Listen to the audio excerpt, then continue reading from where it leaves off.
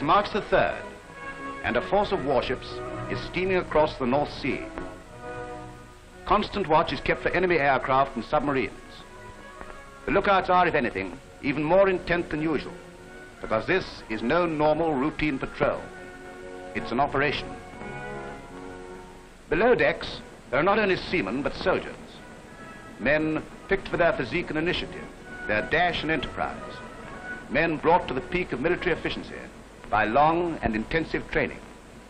We have also on board Norwegian soldiers and sailors, and in high spirits too, for they're bound for their home country, Norway, to strike at the enemy in occupation. As we arrive off the Norwegian coast, the captains and their navigators are constantly checking positions, making sure that their ships arrive at exactly the right spot at exactly the right time. Our job is to destroy the German fish oil plants on the Lofoten Islands, attacking at 4 different points, all troops landing simultaneously at dawn.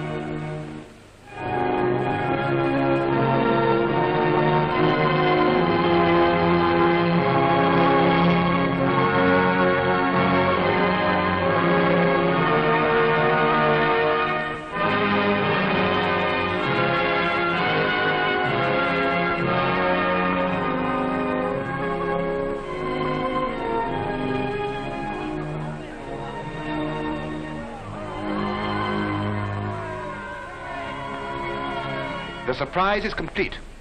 Every detail was worked out beforehand, and in a matter of minutes, all the vantage points are in our possession.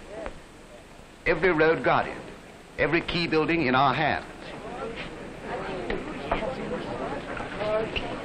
A temporary headquarters is established, from which the whole operation is controlled. The sappers are already laying the fuses in the oil refinery, and at the signal,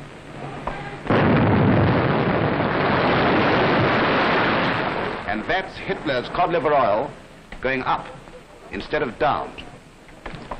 Stacks of barrels of the precious liquid, vital for the Nazi war machine, are broken open and tipped into the harbor. Other parties have different work to do. The rounding up of Germans and Quislings and marching them off for interrogation. Meanwhile, food and comforts are brought ashore for the Norwegians, and the news spreads throughout the port that there's a chance to volunteer for service with the Allied forces. Stände, wie kommen Sie, Landsmenn und Engelsmenn, alle som vill välja sin Storbritannien för att kämpa för Norges frihet, må göra sig klart till att gå ombord.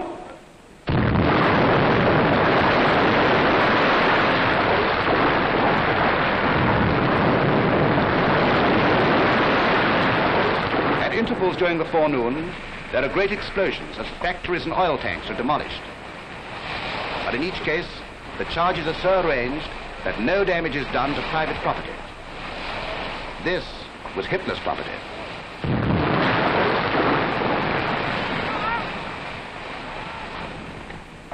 By now, the quays are crowded with Norwegian patriots, their bags packed and farewells taken. And all there is left to do is to send a last important telegram. Herr Hitler, reference your last speech. I thought you said that whenever British troops land on the continent of Europe, German soldiers will face them. Well, where are they? Here they are, blindfolded. For we don't propose to allow the enemy, even as prisoners, to see our latest developments.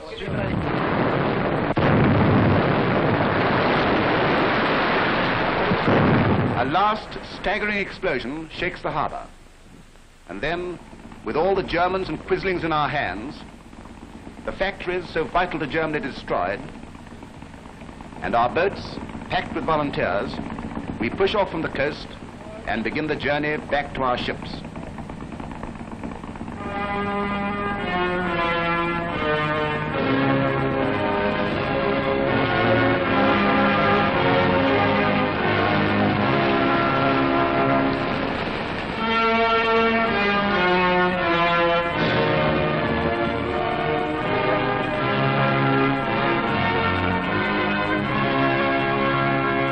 We left behind in Lofoten many we would willingly have had with us, but their time will come. The raid on the islands brought to these Norwegians a chance to choose between freedom and Hitler's so-called New Order.